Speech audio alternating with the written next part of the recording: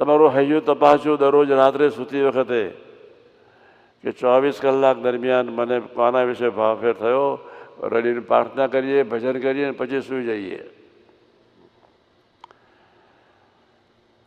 નફો ને તોટો કાઢ્યા સિવાય કોઈ દિવસ વિકાસ ન થાય. ભૂલકુની યાત્રા વહેલી પૂરી નહીં થાય. નફો તોટો કાઢવાનો છે જ જ જ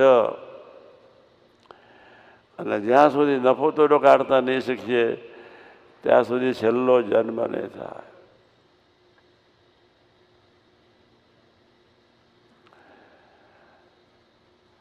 મને કાકાએ મહંત સ્વામીના ફાધરે શાસ્ત્રી મહારાજને પૂછ્યું હતું કે મહારાજના વખતમાં 5-4 મહારાજના મનકામાં આવ્યા તો તમારા વખતમાં કેટલા મહારાજના મનકામાં આવ્યા?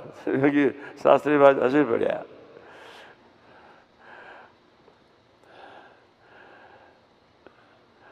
હસતા હસતા શાસ્ત્રી મહારાજ બોલેલા,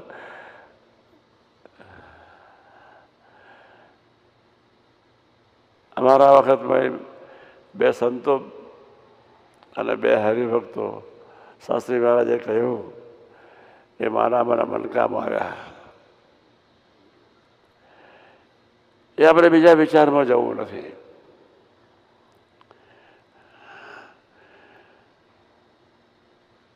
ભૂલકું થવું છે એવું દ્રઢ સંકલ્પ સાથે ઉઠજો. બસ કોઈ પણ ભોગે પ્રભુના બાળક થવું છે, પ્રભુનું ભૂલકું થવું છે.